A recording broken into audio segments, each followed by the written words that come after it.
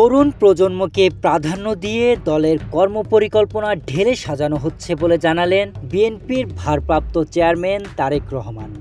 ২৮ মে বুধবার রাজধানী পল্টনে বিএনপির ৩ অঙ্গ সংগঠনের আয়োজনে তারুণ্যের সমাবেশে ভার্চুয়ালি যুক্ত হয়ে তিনি এ পরিকল্পনার কথা জানান। সকাল ১০টা থেকে খণ্ড খণ্ড মিছিল নিয়ে বিএনপি, যুবদল, স্বেচ্ছাসেবক দল ও ছাত্রদলের হাজার হাজার নেতাকর্মীরা সমাবেশস্থলে জড়ো হতে শুরু করেন। শুধু রাজধানী নয়, সমাবেশে অংশ নেয় দেশের বিভিন্ন এলাকার স্থানীয় নেতাকর্মীরা। বেলা ১২:৩০টার দিকে নেতাকর্মীদের স্লোগান ও পদচারণায় মুখরিত হয়ে ওঠে নয়াপল্টন। জাতীয় সঙ্গীত পরিবেশনের মধ্য দিয়ে শুরু হয় দিনব্যাপী এ অনুষ্ঠানের।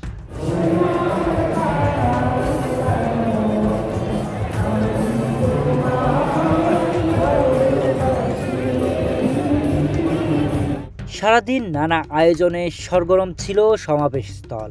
পরবর্তীতে বিকেলে সমাবেশে ভার্চুয়ালি যুক্ত হন বিএনপির ভারপ্রাপ্ত চেয়ারম্যান তারেক রহমান।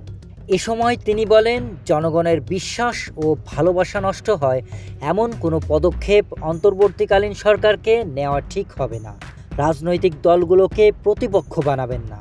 দেশকে এগিয়ে নিয়ে বিএনপির একাধিক উন্নয়নের পরিকল্পনা রয়েছে দাবি করে বিএনপির ভারপ্রাপ্ত চেয়ারম্যান আরও বলেন, যে কোনো দলের কর্মসূচি বাস্তবায়ন করতে হলে দরকার নির্বাচিত সরকার। তবে জাতীয় নির্বাচন নিয়ে টালবাহানা চলছে, অল্প ও বেশি সংস্কারের মধ্যে ঘুরপাক খাচ্ছে এই আলোচনা। মনে হচ্ছে সরকারের কোনো ভিন্ন উদ্দেশ্য রয়েছে। তবে যে কোনো দলের তাদের কর্মসূচি বাস্তবায়ন করতে হলে দরকার একটি জবাবদিহিমূলক সরকার, দরকার একটি নির্বাচিত সরকার। তবে আগামী জাতীয় নির্বাচন অনুষ্ঠান নিয়ে মনে হয় এরই ভিতরে টালবাহানা শুরু হয়েছে বা চলছে।